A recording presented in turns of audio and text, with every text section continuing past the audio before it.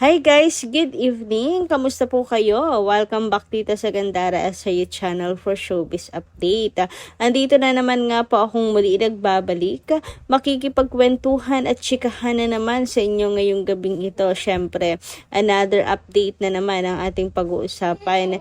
And patungkol po ito sa magiging ganap ng Kim Pao bukas. Mukhang may aminan pong magaganap at ito po ay inaabangan na nga ng lahat, and for sure mayroon na pong promotion na magaganap po ang Kim Pao tungkol sa The Alibay, sa Kim Pao's World Tour, and sana kung meron po silang next project ay ma-announce na rin po dito, no?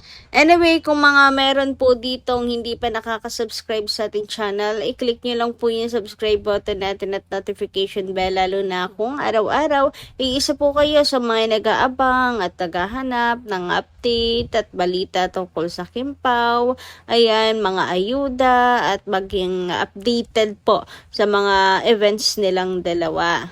Sapagkat nasa tamang channel na po kayo araw-araw, nagsishare po tayo ng mga nasasagap nating update tungkol sa Kim Pao. And bilang pasasalamat naman sa atin pong mga taga-subaybay, narito't may ilan po akong napiling basahin tonight na mga komento. And ang first commenter nga natin ngayong gabing ito, nais po nating pasalamatan itong si Ginang Merlita Aurea Rodriguez. Sabi niya dito sa kanyang comment, magandang lunchtime, Miss Gandara.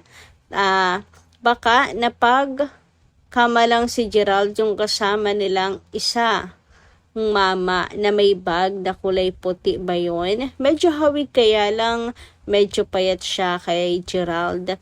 Baka biglang lumabaw yung mga mata ng bashers marumi ang mga utak. Makakagawa lang ng kwento, hindi inaayos. Makagawa lang ng kwento. Pinagbastan ko yung mama. At isa pa, anong gagawin ni Gerald sa Cebu? Baka si Gigi yung pinuntahan ni Gerald. Mga bobo talaga, mga bashers. Ewan ko po ba, alam niyo naman, meron palang ganap si Gerald. Yung sa tawag dito, kasal naman ng Kim Gerald or ni Kim and Gerald Dafoles. Ibang Kim Gerald yun ha. Kim Molina. Pero, ayun nga, nandun si Gerald, yung iba naman hinahanap po si Chinita Princess. Maganda daw sana kung si Kim nagpakita rin. Pero ganun pa man, at least, di ba? Mayroon daw pong nagkatuluyan na Kim Gerald. So, doon na lang po maging happy na lang po sila, no? At wag na pong idamay si Kim at iling pa kay Gerald, etc. na ganyan. So, wala naman pong gagawin nga doon si Gerald. Bakit sasama siya kay Kim Chiu?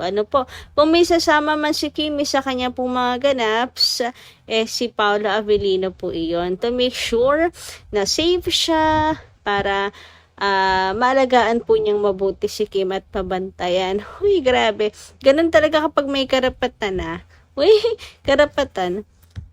Anyway, dumako naman tayo sa comment ni Mamila Carillo. Sabi niya, ang bait talaga ni Pao kay Kim. Panay alalay sa shot ng The Alibay. Napakaganda panoorin ng The Alibay. Halos nabitin kami sa Alibay. Kaya saludo kami sa Kim Pao. Puro support lang tayo sa movie and teleserye ng Kim Pao. Kaya lagi kaming umaasa sa Kim Pao na maganda ang movie ng Kim Pao. Busog na busog kami sa payuda ng Kim Pao. Todo support lang kami hanggang dulo. Kaya Pao, easy ka lang. Si Kim, magtiwala ka lang, mahal na mahal talaga ni Kim si Pao.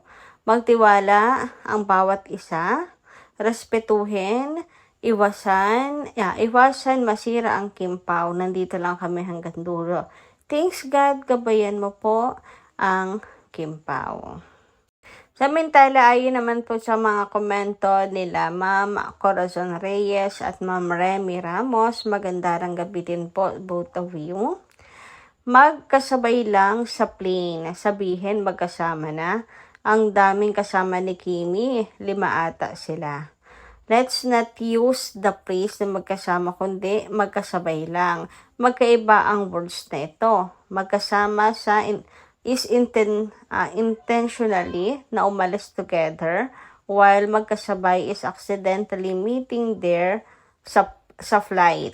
This is just my opinion. Actually, Ma'am Remy and Ma'am Corazon, parehas naman pong hindi confirm kung magkasama or magkasabay. Pero, lalong hindi naman po mangyayari na magkasama silang dalawa. So, magkasabay, duda rin po ako. Kasi, wala rin pong pictures na ipinakita, mga bashers na magkasama or nagkasabay talaga sila accidentally. Ano po?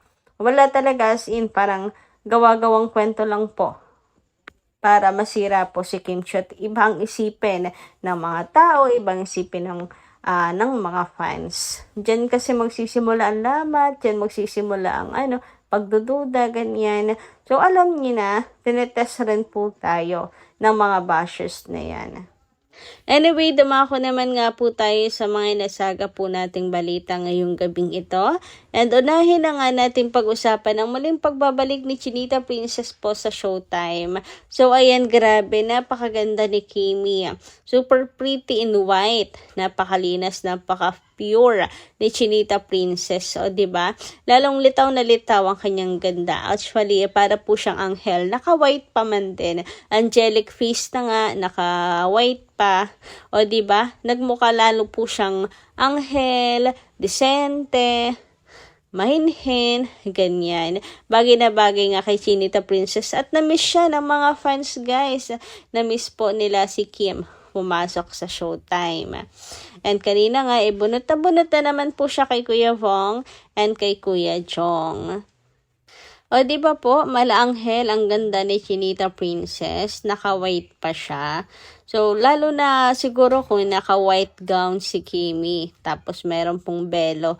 Hoy, iba na 'yon. Pero sana in real life, hindi na po AI, hindi na po kuha sa mga series or movie. Sana in real life umano po ng altar si Chinita Princess.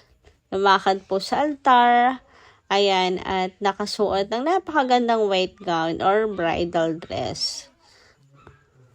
Napakaganda sigurado po nun, ni Chinita Princess. So, ayan na lang talaga ang pangarap at tinaantay ng lahat po ng mga fans.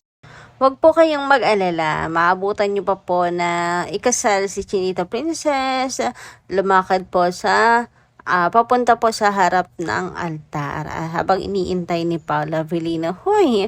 Anyway, speaking of Kim Pao, ito po yung latest update na magiging ganap nila Kim Chiu and Paula Avellino. Sila po ay magiging guest sa Rated R, The Rico Hizon Podcast bukas.